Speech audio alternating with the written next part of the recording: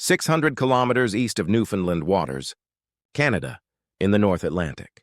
At a depth of 3,800 meters, the Titanic rests. It sank here in the early morning of April 15, 1912. After colliding with an iceberg, 107 years have passed since then. In the summer of 2019, a deep-sea exploration team was investigating the area around the Titanic wreckage. Something unusual was captured in the footage, sent by the unmanned exploration robot.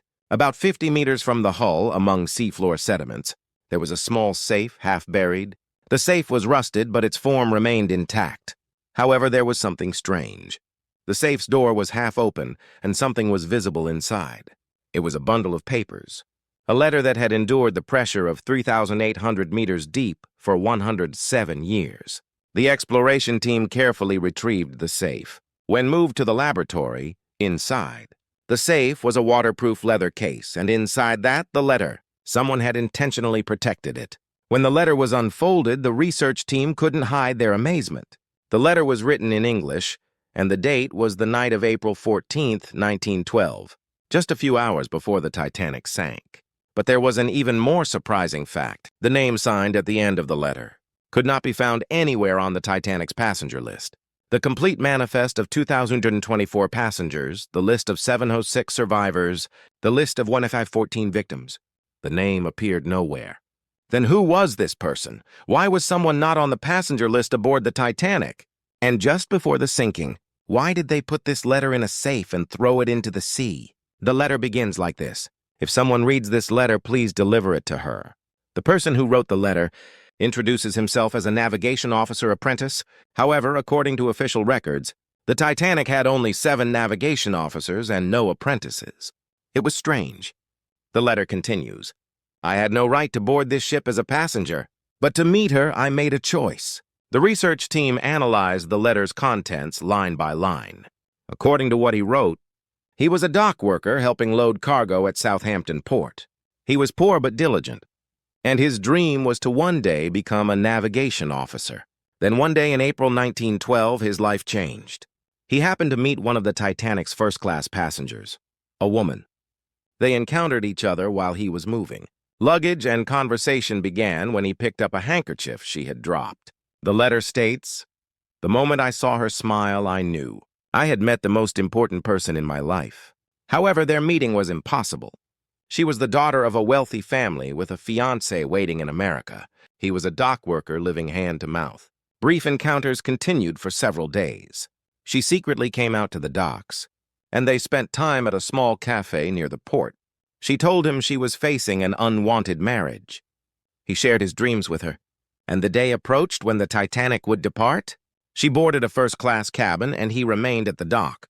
Both knew they would never meet again. But he made a decision. The letter states, I couldn't imagine a future without her, so I stowed away on the ship. The letter explains in detail how he stowed away on the ship. As cargo loading was finishing, he mixed in among the luggage, wearing dock workers' clothes. No one suspected him. He looked like someone working. After the ship departed, he hid deep in the third-class area, a narrow space between the cargo hold and engine room. He survived there for days. He secretly took food from the kitchen and got water from the pipes. At night, he moved cautiously. He found the path to first class and learned her cabin number, but he couldn't get close. The first-class area was heavily guarded, and with his clothing, he couldn't enter. Still, he didn't give up. After days of observation, he figured out her schedule. She took walks every afternoon, and late at night, she would come out to the deck to look at the stars. The letter states, on the night of April 13th, I gathered courage. When she came out to the deck, I called to her from the darkness. She was surprised but didn't scream. Instead, she asked him, how are you here? He confessed everything, that he was a stowaway, that he had hidden on the ship to meet her. She cried and said, you're crazy. What will you do if you're caught? He answered, if I can see you again, that's enough. That night, they spent several hours together in a secluded part of the ship. She talked about her situation, that she had to marry because of her family's debt. He held her hand. Come with me. Even if we're poor, we can be happy. She hesitated. But that night, they made a promise. When they reached New York, they would run away together, start a new life. The letter states, "For the first time since that night I dreamed of a future. But fate did not allow us that future." 11:40 p.m., April 14th, 1912. The Titanic collided with an iceberg. At first, it felt like a small impact. Many passengers didn't think much of it. But he was different. Having hidden near the engine room, he could sense the ship's condition better than anyone. He heard the sound of water entering. He saw engine room staff moving urgently. The letter describes that moment. "I knew. This ship was going to sink, and I had to find her." He ran to first class. Now, it didn't matter that he was a stowaway. All he could think about was saving her. The deck was chaotic. Lifeboats were being lowered, and cries of women and children first could be heard. He pushed through the crowd searching for her, and finally he found her. She was among the first-class passengers waiting for a lifeboat. He approached her, and the moment she saw him, she burst into tears. The letter states she held my hand and said, "Let's go together." I shook my head. He knew. Lifeboats were scarce, and women and children had priority. A stowaway like him couldn't take a spot. More importantly, she had to survive. He pushed her toward the lifeboat. "You must live. Please get on." She refused. "I can't go without you." But he was firm. He handed her over to a crew member and confirmed she got on the lifeboat. The ship tilted more and more. Seawater rose onto the deck. Lifeboats descended to the sea one by one. The boat carrying her began to lower as well. The letter records the last moment like this. As she descended, she called my name. I smiled and waved. That was our last moment together. After the lifeboats departed, he didn't have much time left. The ship was sinking rapidly, and seawater had already risen to the deck level. But then he started running. Where was he going? The letter explains that moment. I returned to first class. I knew there was a small safe in one of the empty cabins. Thanks to wandering the ship for days, I had observed everything. He found the safe, and he found pen and paper. As the ship was sinking, he began writing a letter. There wasn't much time. Seawater was rushing into the corridor, but he didn't stop his hand. He had so much to tell her. The final part of the letter reads, "To my beloved, please forgive me for putting you on that lifeboat, but I have no regrets. Your survival was most important to me. I am not on the passenger list. No one will know I was on this ship. That's why I'm leaving this letter. If someday someone discovers it, please deliver it to you. Please know how much I loved you, how happy you made me. The few days with you were more precious than my entire life. Please be happy. Forget me, and live the life you want. That's all I wish for." He put the letter in a waterproofed leather case and placed it in the safe. He took the safe to the deck. The ship was tilted almost vertically. People's screams could be heard. Cold wind struck his face. He threw the safe into the sea, as far as possible, away from the ship. He watched the safe sink into the water. The letter's final sentence reads, "Now, I'm going to where I can see the boat you're on. I want to watch over you until the end.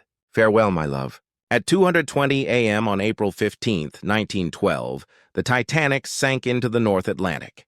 Along with him, the research team investigated the survivor list, based on the characteristics of the woman mentioned in the letter. A first-class female passenger in her early 20s who had a fiancé. And they found one woman. The characteristics hinted at in the letter matched. She survived the Titanic sinking and reached New York. But there was a surprising fact. She didn't marry her fiancé.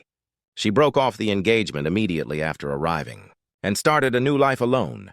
Tracing historical records further, she never married throughout her life. She lived running a small bookstore in New York and passed away in 1974. At the age of 82, among her belongings was a diary. That diary was currently kept by her niece. The research team found the niece and was able to view the diary. The diary contained records about the Titanic sinking. The diary entry for April 16, 1912 read, "I survived, but he did not. He put me on the lifeboat. I refused, but he pushed me. In the last moment, I saw him. He was smiling. I don't even know his name properly. We were together for only a few days, but he gave his life for me. I will never be able to repay this debt, so I have decided I will live the life he wanted for me. A life not forced by anyone, the life I want." Throughout the diary, there were many records about him. She never forgot him her entire life. Every year on April 15th, she would go somewhere with a view of the sea and spend the day there. According to the niece's testimony, she often said, The bravest person I know sleeps in the sea without even a name. The letter in the diary. The records of two people met after 107 years. And only then did the complete story emerge. The Titanic sinking claimed 1,514 lives. Their names were recorded and are being commemorated. But one person's name appears nowhere. Not on the passenger list, not on the victims list, not in history books. He was a stowaway. Legally, he shouldn't have been on that ship. But he gave his life to save the person he loved. What if he had gotten on a lifeboat? Perhaps someone else would have lost their spot. Maybe a woman or child wouldn't have been able to board. He knew this. So he made a choice. He wasn't a passenger, had no rights, so others should live first. History records heroes. There were many heroes during the Titanic sinking as well. Crew members who lost their lives saving passengers, the band that played until the end, passengers, who gave life vests to others. But his story is a bit different. He was someone who couldn't be recorded from the beginning. No name, no status, no qualification. Yet he loved and sacrificed. And in his final moment, he left a letter, hoping that someday someone would discover it. It took 107 years for that letter to rise to the world and for his story to be known. The research team ultimately couldn't identify him. They investigated all records of Southampton port dock workers, but there was no one reported missing right after the Titanic's departure. They couldn't find his family either. Perhaps he knew that no one would remember him. That's why he left the letter. Now that letter is displayed at the Titanic Museum. Many people stand before it, thinking about that night 107 years ago. He's not on the passenger list, but he was definitely on that ship. Not recorded in history, but he definitely saved someone. His name is unknown, but his love endured 107 years. Neither the pressure of 3,800 meters deep, nor time, nor silence could erase it. The North Atlantic waters off Newfoundland, Canada. There, deep beneath the sea, the Titanic still rests. And beside it, there is a small safe, now empty. A safe that once held a letter of love. That safe remained silent for 107 years. But now that silence has been broken. One person's story has come into the world. A nameless hero, an unrecorded sacrifice, but a love story that will never be forgotten.